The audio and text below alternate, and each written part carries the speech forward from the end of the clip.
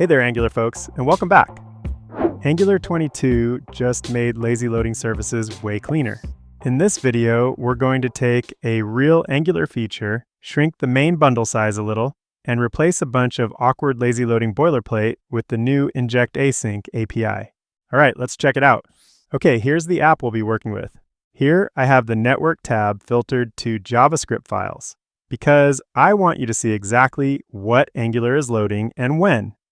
Now, right away, look at this main bundle. We're sitting at about 17.2 kilobytes. Not massive, obviously, because this is a very simple app, but let's just note this size because it's going to change in a minute. Also, we can see we're loading both highlight.js and marked on page load, even though they're not actually needed yet. In this case, the editor itself is needed immediately, but the Markdown processing dependency isn't. The user hasn't typed anything, they haven't clicked preview, they may never even use the Markdown feature at all, but we're still paying for those libraries up front. This isn't great, but if we can defer them until they're actually needed, that's a meaningful optimization. Now, let's add some content here so you can see what this app actually does. Now, when I click preview, this is where those libraries actually come into play because we get rendered Markdown with syntax highlighting. The feature works great. The problem is purely about when those libraries load. Let's look at the code to understand why. Here, we're looking at the service that's used to process the content and convert it to Markdown with syntax highlighting. We're importing marked highlight, and highlight.js. And these are really some of the most important lines for this whole video because these imports are what pull those libraries into the application bundle. Then below that, we create the service with the new service decorator available in the latest pre-release versions of Angular 22. It's basically a lightweight way to register this class with Angular's dependency injection system without needing the older injectable decorator with provided in root setup.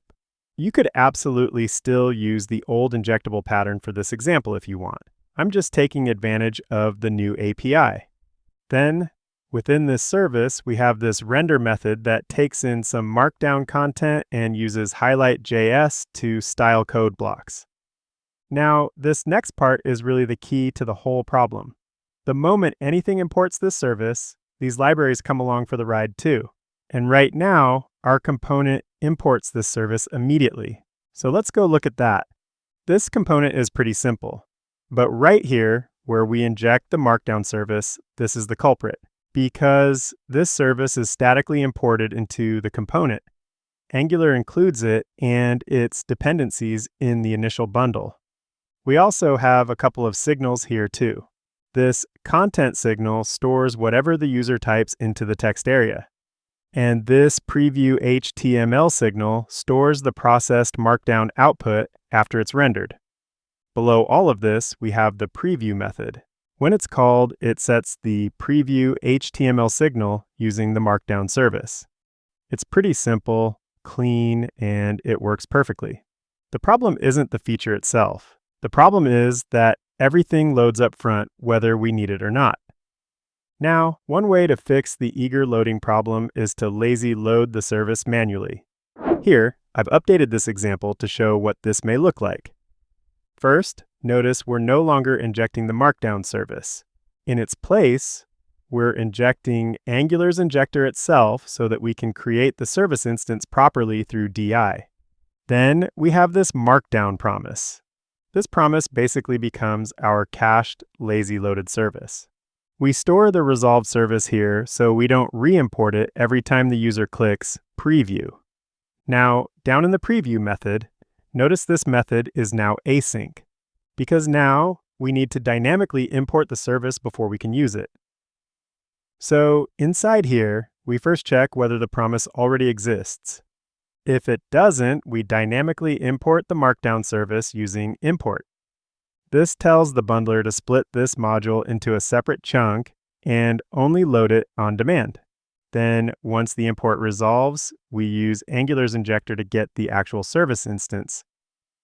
Now after that, we await the promise, store the resolve service locally, and then render the markdown just like before. And this works, but honestly, it's a lot of setup just to lazy load one service. We have lots of pieces to remember. Now, let's see what this buys us. Okay, first, notice the bundle size. I think it was 17 point something kilobytes before, right? And more importantly, highlight.js and marked are gone from the initial page load. Now, let's add some markdown again. And this time when I click preview, keep an eye on the network panel. There they are. Now, Angular dynamically loads the markdown related chunks only when we actually need them. Then once they finish loading, everything renders exactly like before. Same functionality, smaller initial bundle. So this is already a pretty solid optimization. But now let's modernize this using Angular's new injectAsync API. Now we can start deleting code. First, let's remove the injector field completely. Then let's remove the markdown promise. Now, inside the preview function, let's remove all of this loading logic too. Then we can clean up the unused imports. Now it's time to use the new injectAsync function. Let's add a new private field for this. Within it, we need to pass a loader function. Here we'll use a dynamic import again to split this into a separate chunk. Then, once the module resolves, we return the service token. So, injectAsync captures Angular's injector automatically for us internally. We no longer need to inject the injector manually ourselves. Then it returns a function, not the service directly. And when we call that function later, Angular dynamically imports the service. It resolves it through dependency injection correctly and caches the result automatically. So Angular handles most of the plumbing we had before. Now, down inside the preview method, let's add a variable for the service. Then we set the preview HTML signal using the service render method again. That's basically the whole implementation now. It feels much more ergonomic. Let's save and see how it works now. First, it looks like the bundle got even a little smaller here. This is probably because Angular is handling more of this internally, and we've removed some of the manual lazy loading setup. Now let's add some markdown again. Then let's click preview. Everything still works exactly the same. We still lazy load the markdown libraries. We still render the preview correctly. Syntax highlighting still works.